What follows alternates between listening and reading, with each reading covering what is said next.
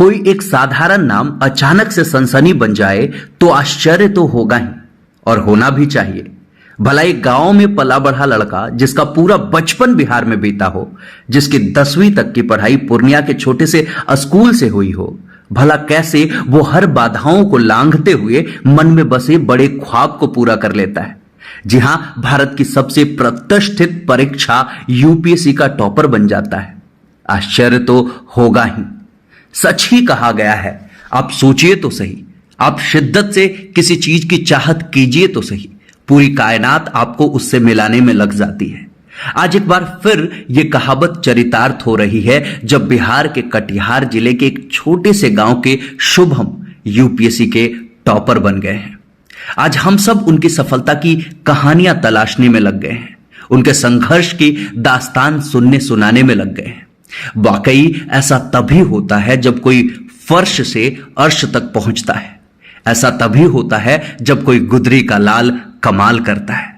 शुभम एक सामान्य परिवार से संबंध रखते हैं। उनके परिवार में मम्मी, पापा, दीदी, चाचा और चाची हैं। उनके पिता उत्तर बिहार ग्रामीण बैंक के मैनेजर हैं।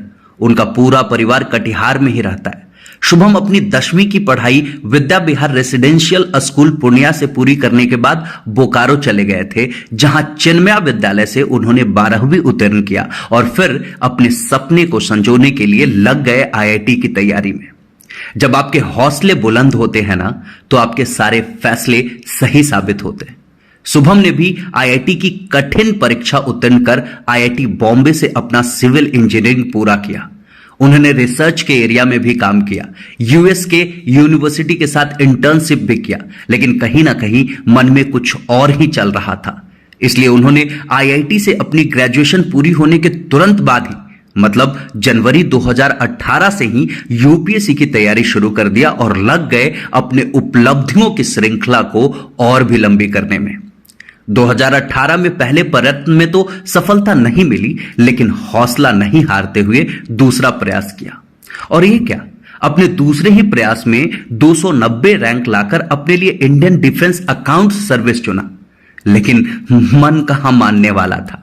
आईएएस का ख्वाब देखा था ना, इतने में कैसे संतोष कर लेते। अभी इंडियन डिफेंस अकाउंट सर्विस की ट्रेनिंग चल रही थी पुणे में उनकी, लेकिन साथ ही साथ तैयारी जारी थी।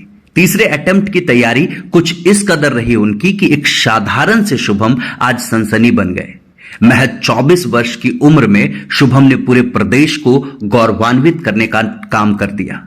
शुभम आज भी बिहार को अपने दिल में बसाकर रखते हैं। कहते हैं कि पूरा बचपन बिहार में बीता है तो बेहद खुशी होगी यदि हमें बिहार कैडर मिलेगा।